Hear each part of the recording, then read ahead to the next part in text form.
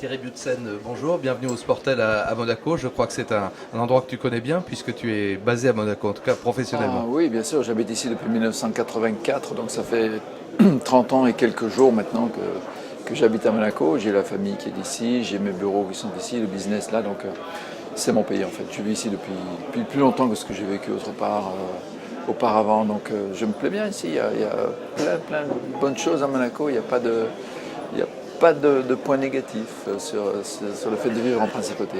Il y a un aspect malheureusement qu'on ne peut pas occulter, surtout qu'il vient d'avoir un accident terrible pour Jules Bianchi, donc au Grand Prix de Suzuka. À ton époque, j'allais dire aussi, la Formule 1 était extrêmement dangereuse. Malheureusement, on a connu le drame il y a 20 ans de Roland Ratzenberger et Ayrton Senna. Quelle analyse tu portes également, peut-être c'est difficile, mais sur l'accident de Jules en lui-même, mais surtout sur l'ensemble des conditions de sécurité qui prévalent maintenant en Formule 1, notamment la résistance des monoplaces de Formule 1, qui est fantastique quand même. Les voitures sont devenues beaucoup plus sûres qu'auparavant. Je crois que l'accident qui est arrivé là n'a rien à voir avec. C'est pas un accident de F1 qui est arrivé.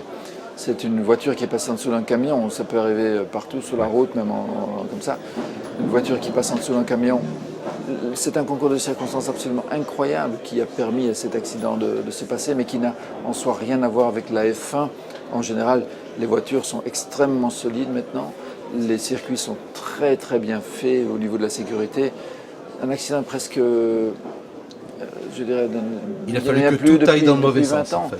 C'est vraiment un concours de circonstances qui a fait qu'on a voulu agir, on a mal agi, on s'y est mal pris. Puis c'est très très regrettable parce que la Formule 1 ne mérite pas cela.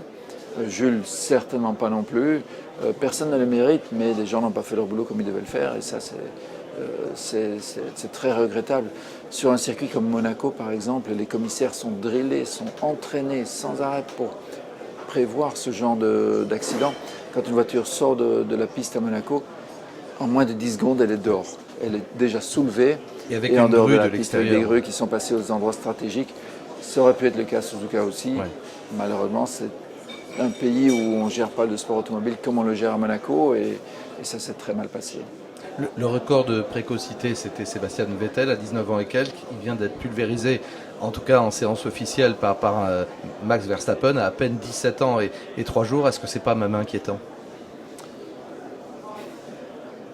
J'ai mon avis là-dessus. C'est bien ce que je te demande. C'est sûr.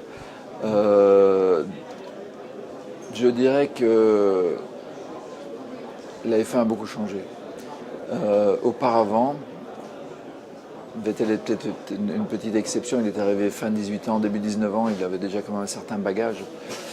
Mais auparavant, on devait se construire en tant que pilote, avoir un bagage technique, avoir un bagage de compétition, de course important avant de débuter en F1 parce que c'était très compliqué, très difficile au niveau technique, au niveau sportif aussi. Les voitures étaient beaucoup plus lourdes, beaucoup plus difficiles à conduire que maintenant.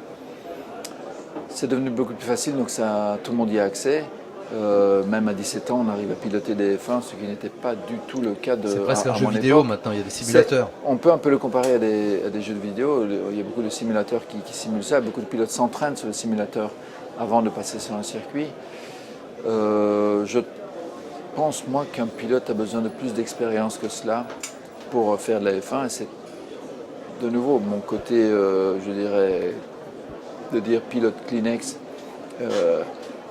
Si ce pilote, si Verstappen fait de bons résultats tout de suite, bon, il va certainement rester pendant un certain temps, mais je doute que ce soit faisable. Si ça ne marche pas tout de suite, ben, il va rester là 3, 4 courses, 5 courses, et puis on va lui dire bye bye, et il aura complètement loupé sa carrière parce qu'il ne pourra plus recommencer par après. Ce sera brûler les ailes en quelque sorte. Donc moi, si j'étais lui, j'aurais attendu un peu plus longtemps parce que il est bon, s'il est bon, il est bon, il sera bon dans 3 ans, 4 ans, mais il aura un bagage indispensable qui lui permettra de faire beaucoup mieux que ce qu'il pourra faire maintenant. Thierry, pour changer de sujet, quelle est ton activité aujourd'hui? Je crois que ça reste avec des moteurs, mais c'est totalement différent. Ça reste avec des moteurs, ça fait du bruit, ça va vite. On est en fait, j'ai lancé, lorsque j'ai arrêté la compétition, j'ai lancé une société ici à Monaco. On fait du courtage dans l'aviation d'affaires. On achète, on vend des avions, on est des brokers en général, en gros. Pour tout ce qui est avion d'affaires. Donc on est intermédiaire entre acheteurs et vendeurs pour des avions, bon, ça va de l'Airbus qui est le nec plus ultra, je dirais l'Airbus Corporate Jet où on peut mettre 19 personnes. Ce sont des avions avec un salon, une salle à manger, chambre à coucher, avec une salle de bain avec douche. On peut vivre à l'intérieur totalement. Ce sont des appartements volants, je dirais. Ça va. Certains de ces Airbus font 85 mètres carrés, d'autres en font 200, 250. Donc on a vraiment. Il manque juste la piscine peut-être. La piscine, c'est un peu délicat dans un avion parce que. Et toute la gamme qui déroule de cela avec les Gulfstream, les Falcon, les Embraer, les Bombardier, tous ces avions d'affaires qui sont destinés aux grosses sociétés, qui sont destinés aux hommes d'affaires, aux chefs d'État et à certains particuliers aussi. Merci beaucoup Thierry.